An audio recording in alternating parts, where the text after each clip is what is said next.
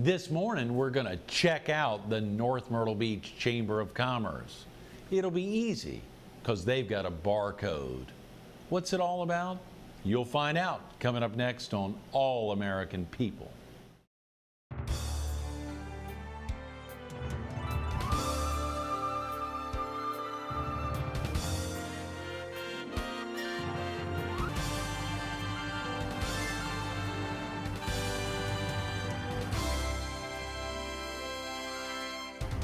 Good morning.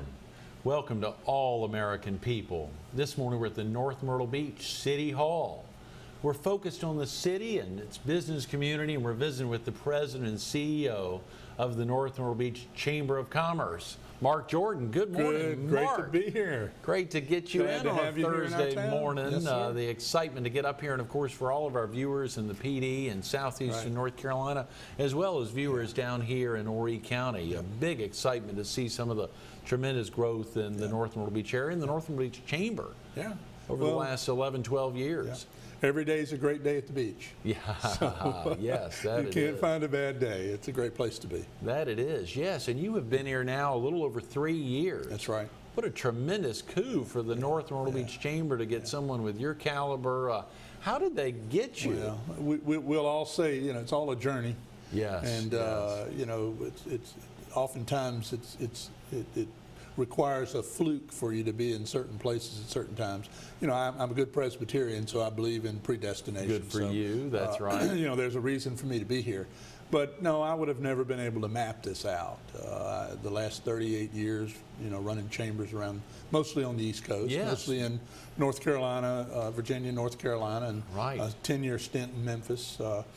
All having economic development organizations, all responsible for really growing the economy. Large metro chambers, but I finally decided after 38 years it was time to kind of slow down a little bit. I had a heart transplant in 2000, but that really hasn't slowed me down, but it makes me think a little bit. So son was getting ready to go off to college and play soccer, my twin of a set of twins, boy-girl twins. And he chose my alma mater, which was Lynchburg College, where my wife and I met.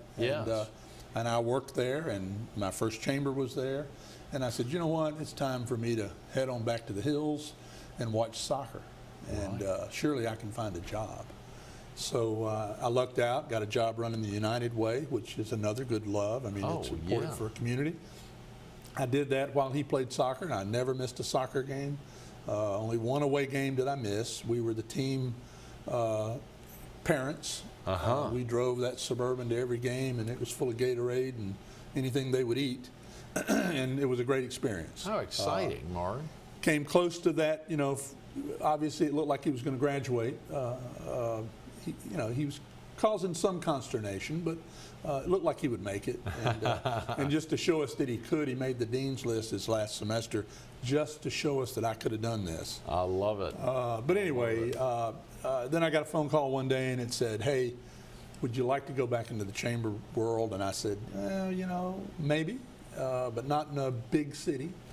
And they said, would you like to come to the beach? We've been talking to some people, and it was North Myrtle Beach. Yeah. And it gave me a chance to come back, meet with some of the local people, talk about how I could take my 30-something years of experience in community building and economic development work and sort of transform that into an organization that at that time was only about 8 years old. Here at North Myrtle Beach. Here in North Myrtle Beach. Yes. And so it's been kind of a laboratory. They've been very good to me. It's their chamber, obviously, but they've allowed me to bring on some things that I learned in other places, and they let me operate the chamber, and they provide the policy, and we've got great leadership, got a great partnership with our city. We've got great things going on. So we've made some great strides. The chamber, in its first attempt, at the age of 9, we applied for accreditation from the U.S. Chamber, and we got it on our first attempt. And how exciting. Out of 5 stars, they gave us 4. Get down. What does it take to get 5? Yeah. Well, it took a lot of work to get 4. I mean, what did it take to get 4? But you have to take the organization in 10 different categories. Yeah. You know, from your fiduciary policies and procedures to your governance policies and procedures, right down to your programs and activities. And you have to lay out everything you're doing and show them that you're being progressive, that you have strong policies and procedures in place, that you have strong financial policies and procedures. You have to really go by a set of guidelines that the U.S. Chamber's Accreditation Board provides. It's a great way for a chamber to kind of do a self-analysis. Yeah. And then it gives you areas where you need to build some strength. And we were lucky to have provided them with some information to where now some of the stuff that we provided during our accreditation is being benchmarked by other chambers. Excellent. Some of that we had to create from scratch, but it really built us into a stronger organization. There's the laboratory at work. There you go. Good to see that. It's fun to do that sort of thing. And of course, the big excitement is the potential upcoming move to a new location for you all. Absolutely. One of the things our board had talked about in its last 2 strategic planning sessions was the need to have more space. Our current facility was the right place at the right time, gave this little organization great exposure as a visitor and conventions bureau as well as a chamber. It's a 7-day visitor center, open 7 days a week. Right. But we had used up all of our space. It was leased space. We were paying pretty good money to have leased space and then auxiliary space. And our board said, we really need to start looking. And, you know, sometimes with the economy being down, it's the best time to make decisions like that. Yeah. So someone else's misfortune with a bankrupt operation gave us an opportunity to purchase a building that we do own now. And it's 6,500 square feet, also on 17, beautiful location. About double the space. Double our space. Right. It has a huge meeting room in it where we can open it up to the public for use as well as the chamber for use. Anyway, the whole thing, and then it gave us an opportunity too, as I said to the board, you know, this moving into the building really gives us an opportunity to look at some ways that we can go out and not raise enough money to pay off the building. We're not looking to do that. We're looking to reduce the debt a little bit. But we've been talking about doing a vision for the community, doing a shared vision with the public sector. What do we want to be when we grow up? How do we diversify our economy? How do we grow our tourism market? We are a tourism-driven community, and nothing's going to change that. Right. But we do have to balance it a little bit. So there's no reason that people from, whether it's Raleigh, North Carolina, and Research Triangle Park, or someplace else who come here for vacations, fly in here in their corporate planes, have small software companies and say, why not have my business here? I don't have to be on an interstate. We will be on an interstate one day when we get I-73, but there's no reason that we can't be a prime location for small regional offices, small software development companies, the right kind of call centers. We have a retired workforce here that's the most educated workforce we'll find in the state of South Carolina. A lot of them would like to go back and get a part-time job. The economy has driven them to that. We've got a ready-made workforce for lots of opportunities. So good thinking. So we pulled all this together with 3 strategies to grow our tourism market, with specific ways that we will do that by raising money among our members, using that money to grow the market, to diversify our economy, to partner with the newly the Myrtle Beach Regional Economic Development It's rebuilding Program. itself. Brad Lofton is the new president and CEO. Brad's a great guy. We want to partner with him. He's got to have help. So we want to be in a position to grow this end of Horry County. And we think we certainly can with the new Robert Edge Parkway and all the things we got going on. And then the other thing is also have a facility that the community will be proud of, that the community can use to build that shared vision. Should really help build chamber membership and as build well. The chamber membership. So big dollars should flow. It's a 3-strategy approach, a 5-year plan, Our whole reason for being is to build prosperity in the community, and prosperity falls all around you.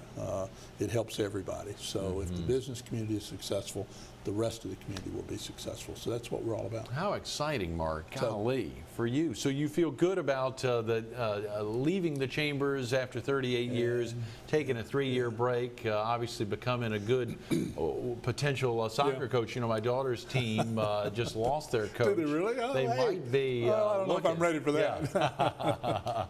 But the opportunity, of course, to come back and be here. You and your bride, your children, of course, are not in the house anymore. Well, the son came back. You know, that's how they operate. Yeah.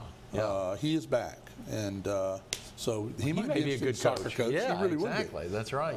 But in fact, he sent out an email recently. He's a goalkeeper, all conference. Sure. A good one, and he's offered his services to club teams. Great. To coach their young goalkeepers. Yes, well, this is the Coast FA, the great group down there in Socastee that goes at it. Passes the word along. He would be a good one. That's exciting, Mark. For viewers who may need to get off to work now or get out of the house, 843-281-2662. A great number for folks to call. Absolutely. If they don't have internet access, but NorthMyrtleBeachChamber.com. Yes. Great website, tons of information on there. The internet has really been, you think back to your early days in chamber work, or taking on as the president CEO of your first gig early on versus today. The internet has impacted things. It's unreal. But here's the latest thing, and I know you've got to wrap up. No, we're fine. We just found out in the last 2 weeks, we've got an initiative underway right now. You know the barcodes that you see everywhere? Right. Well, we have developed our barcode. But we have developed a program platform for mobile marketing. No other chamber in the country has this. Oh, come on. No other chamber in the country. I got a call from a national consultant who said, I just saw something y'all are doing. Right. Tell me about it. And I said, well, what's so different? He said, you're not going to believe this, but you are the only chamber we have found that is doing this. Wow. Here's what makes ours different. Everybody can talk about going to an app and reading a barcode. Yeah.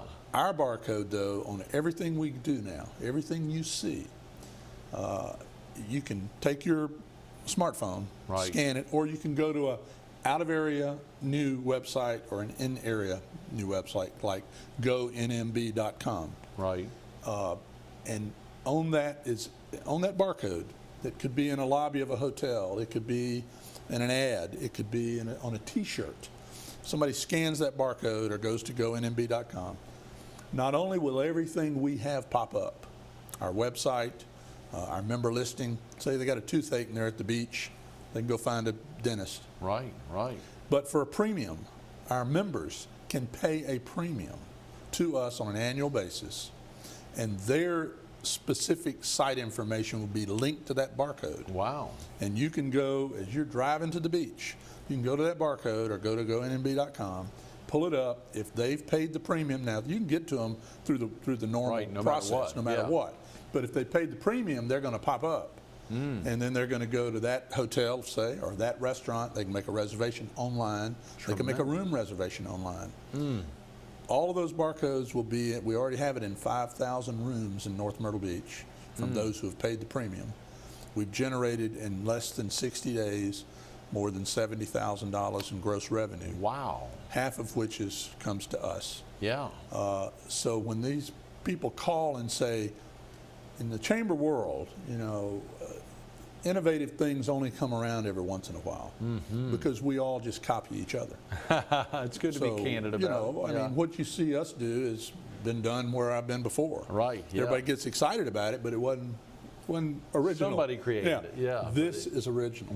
People are copying us. How exciting. They've now approached us. Hope they'll give you all credit for it as well. Well, they've approached us from the national scene. We're now working with our vendor to do a partnership with our vendor that we will offer this to other chambers on a turnkey basis around the country. Wow. And they'll pay us a percentage of what they get. The North Myrtle Beach Chamber. Right. How exciting, Mark, to be at the helm when that kicked off. It's just. Now, is this out of your head? Is this something you created? No, because I didn't know what a barcode was. Give credit where it's due. You know, Yeah. Somebody at the chamber. Well, we have a vendor who came to us a couple of years ago and says, you know, I'm putting kiosks in major shopping malls in North and South Carolina. Right. I'd like to put a kiosk up for North Myrtle Beach. Yeah. Then together we go sell properties and people who want to market North Myrtle Beach. Yeah. Like we have them in every major mall in North Carolina. Right. Those are coded. If a visitor's walking through the mall, they pick up something, and then they go somewhere and make a call. It's coded. Right. And they can track their reservation came from the information they got at the mall. Tremendous. This same guy came to us and said, I got a great idea.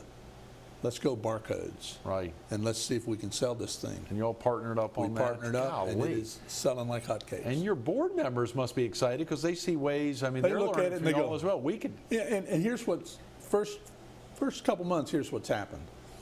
Somebody will call us on the phone and they'll say, well, we noticed you're doing this, but they'll name a chamber. Yeah. Somebody's already doing this. No, they're not. Yeah. They may have a mobile app that they're Yeah. referring you to. Right.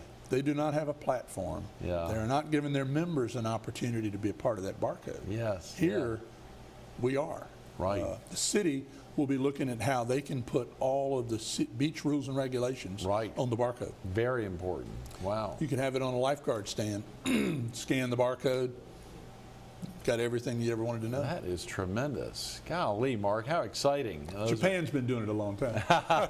They're a step ahead, Yeah, but that's right. it's good that at Yeah. least in the U.S. But we're leading. y'all are cutting Yeah, edge. That's we're wonderful. cutting edge. That's right. I see an 11 there on your lapel. Share with viewers. We got about 5 All right. minutes, Mark. What's the significance of the 11? The 11 there? is 2 years ago, the state of South Carolina, the legislature, we became the 48th state, and we're not complaining about that, but I think we became the 48th state to actually legislate a donor registry, Right. organ and tissue donor registry for the state. Yes. The call signals for that registry are every11minutes.org, and that stands for every 11 minutes in America, someone is added to the national transplant list.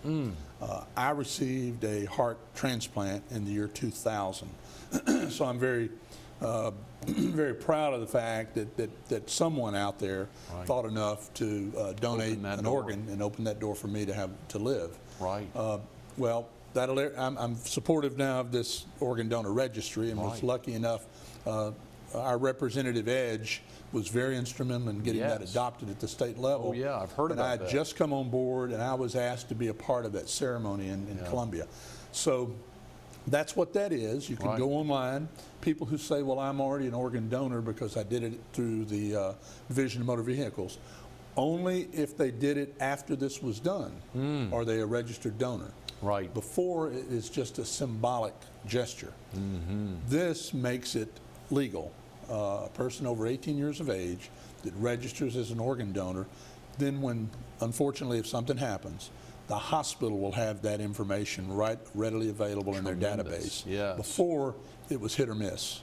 And if a family said, well, we just don't know what our loved one would have wanted, then it's not a guessing game anymore. Right, They're right. registered on the donor list. So that's what it's all about. That is tremendous. That is tremendous. And fighting heart disease and stroke is very high on your list. Have you been a Heart Association supporter Yeah, for years? two organizations Right. is the Designated Organ Donor Association, which in this state is LifePoint, Right. and the American Heart Association, because when I had a cardiomyopathy, and when my heart finally wore out, what saved my life was they implanted something called an LVAD, a left ventricular assist device. Implanted it in your chest, hooked it up to your left ventricle, and it took over for the left side of your heart. Right. It was about that big and weighed about 2.5 pounds, and it was powered by a line out your side, and you could go battery power and be mobile. Today, the battery is the size of a D, much different. I think, anyway, things have changed, but the LVAD saved my life.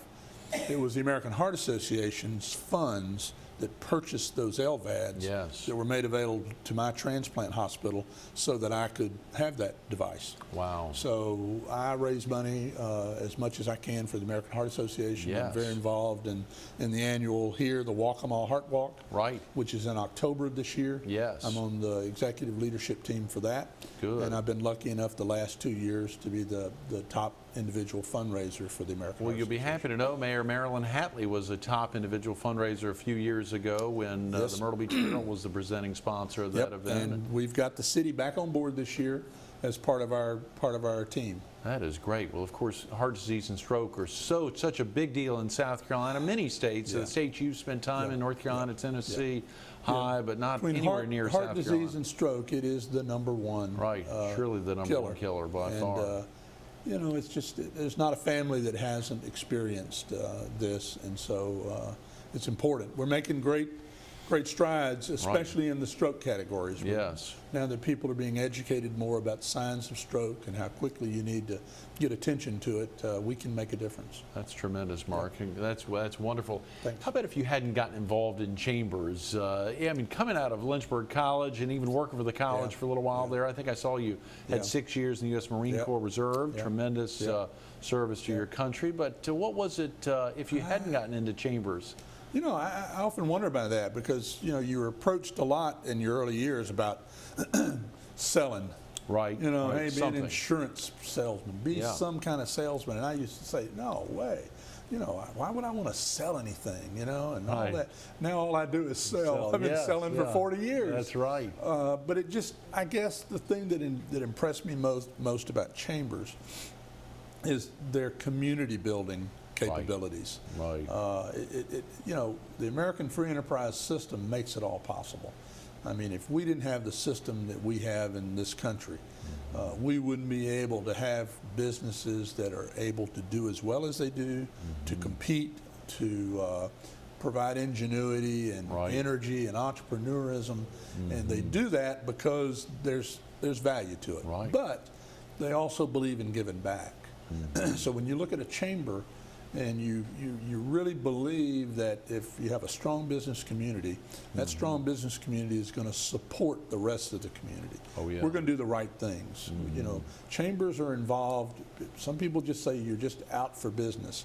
Well, yeah, we are, because if we didn't have successful business, we couldn't build our community. Right. But we just in the last, again, one more thing we don't have time to talk about, but we just created the North Myrtle Beach Chamber Foundation. Oh, good. That is a 501c3 charitable foundation. The reason we did that is based on my prior experience in other communities.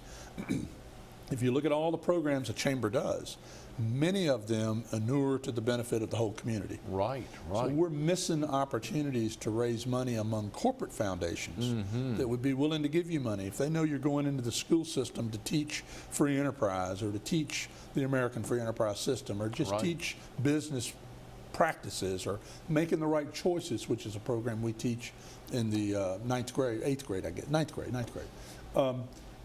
There are foundations that will give us the money to do that. Now we have to take it out of our membership money, which is very tight. Right. So a foundation gives you the opportunity to go out to other like-minded corporations and business bank foundations and say, you know what, we've got a foundation, we're going to do this in the community. We're going to provide this kind of scientific research on economic development or tourism. Can you pay for that? Right. And so we can use the foundation to our advantage. So. And the big initiative, the 5-year Sustainable Growth and Prosperity Initiative, will folks be able to make donations to the foundation? That's exactly one of the things that really pressed us to do this, because people, individual citizens that really don't get any kind of a benefit from giving money to a chamber. Right.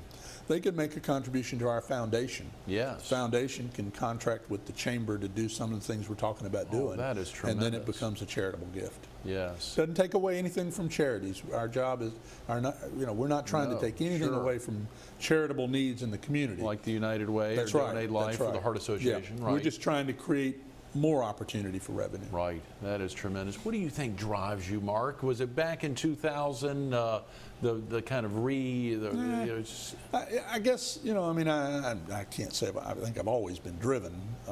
So that just, maybe I had a mother that drove me. Okay, good. Are you turning to your mother? Yeah. You celebrating her here? Yeah, and I think that, you learn a lot from those early days. And I was driven to succeed. I was the only of 3 children. I was the only one that was sort of headed in direction of a college. Right. The only one that went to college. They kind of looked at me and said, okay, somebody's got to go do this. So I did it, and I've always just been driven. Somebody has said many times, Mark, you're at the beach, slow down. Go sit on the beach. Well, I don't know how to sit on the beach. I do go sit on the beach, I do. I walk the beach every weekend and 2 or 3 times a week. I love it. But just to go sit, I just can't sit. Right. There's always something to be done. You miss piling all the Gatorade in the Suburban I and miss getting that. with your bride and I going miss on those trips. soccer games. Yeah. I do. But, you know, I've got other things that take up my time around here. So Well, we're still looking for a coach. Thanks right. again for being with us this Thank you. morning. Stay tuned for a little more All-American People with Marc Jordan, President and CEO of the North Myrtle Beach Chamber of Commerce, coming up next. You heard Marc say it year after year. Chambers of commerce are copying other chambers of commerce. It's commonly done in the industry. Not right here. Not right here. Cutting edge, great opportunities. Listen to this great quote by Peter Drucker. The best way to predict the future is to create it. They're doing it here. They kicked it off 11 plus years ago, not just by moving from lease facilities to purchase facilities, not by creating amazing barcode opportunities that other chambers of commerce are following, but by getting the right volunteers involved, all working together for a common goal, hiring great leaders like Marc and his crew to make it happen, and working day in and day out to build the business community. They're doing it. They're doing it. They're going to keep doing it. And it's easy to learn more about them. NorthMyrtleBeachChamber.com or 843-281-2662. Marc Jordan, thanks so much for being with us. It's been great. Thank you.